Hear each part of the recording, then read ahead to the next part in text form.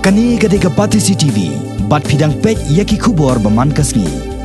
Henne kasngi ka arpenyo trek ulber, kawai ni kisang bahalang ka JYLLA, ka nyo trap Youth Council, kalalat ye kendo yo menteri sarkar, ubakmi yakatnat ki kam korbari ka JYLLA, u James ke SANGMA. Haka kamra trekam ju hapo mains ka tret shalong, ban IT da ka jingtho ya kawai ni kimat jingdawa jong ka HYC. Hak ni kerja kendo kinong ilam jo kan nyo trap Youth Council kila penpau ya kejing dong kam kerke ban pendap biang ki jeka jong kinong saj an jong ka sarkar ki bah kerdan advocate general ki additional advocate general bat ki senior government advocate hapo Meghalaya High Court hadien bagi bamen shwa kila eno yakini ki shuki. Hak kejing keren bar James ke SANGMA kinong ilam jong ka HYC kila penpau ya kejing dong kam kerke jong ka JYLLA ban pendap no yakini ki shuki bathli hayeng syari handai kila banjor ro ya kawai ke benta kata ban thong bait da ki TRAI mulok lada don ki brieu ki bala sempang bat ki baben ban bat ya kini ka kam ngi kum ka JYLLA ngi don shibun ki brieu bede na ka chai ban reu jong ngi pumjur na ki we ki chai ban reu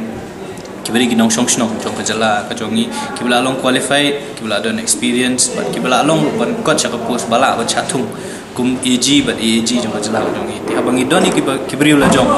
ki na ka JYLLA ka jong ngi tingi ngi sngo ba baling ngi mla ban penon kam ka service ka jong kin ringi don kampat ban thung na ba ti kani ka jing ekren ka jong ngi bu lo minister la pong ban shim kya ne kam bat kat bala yeng process ban thung kloy AG bat AAG lu kin le bat kin snap ki jing dawa ka jong ngi ti ka balong kum menta hi ka process ban thung AG bat AG kanang ya chakmat tingi abat kmi lenti ka jing dawa ka jong ngi ki so long kulat lo minister